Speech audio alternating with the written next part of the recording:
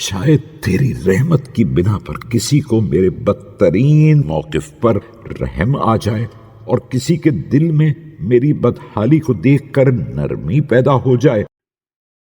اور وہ میرے حق میں کوئی ایسی دعا کر دے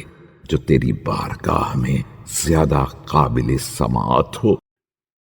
اور ایسی سفارش کر دے جو زیادہ با اثر ہو، اور اس کے ذریعے مجھے تیرے غضب سے نجات مل جائے اور تیری رضا حاصل ہو جائے۔ خدایا،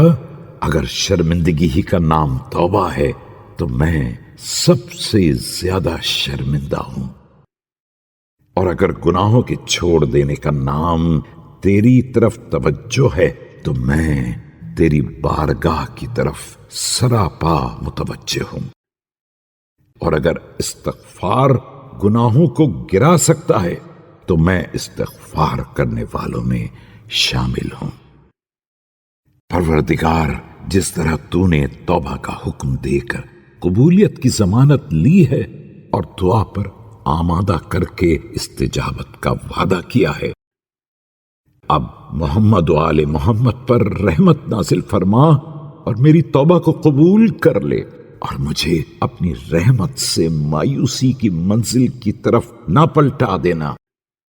کہ یقیناً تو گناہ گاروں کی توبہ قبول کرنے والا اور خطا کاروں پر مہربانی کرنے والا ہے۔ اے اللہ، محمد صلی اللہ علیہ وآلہ وسلم اور ان کی آل پر رحمت نازل فرما، جس طرح تو نے ان کے وسیلے سے ہماری ہدایت فرمائی ہے۔ خدایا، محمد و آل محمد پر رحمت نازل فرما، جس طرح تو نے ان کے ذریعے مجھے ہلاکت سے بچا لیا ہے، اور ان پر ایسی رحمت نازل فرما جو روز قیامت اور منزل فقر و احتیاج میں میری سفارش کر سکے، کہ تو ہر شے پر قادر ہے اور تیرے لیے یہ کام بہت آسان ہے۔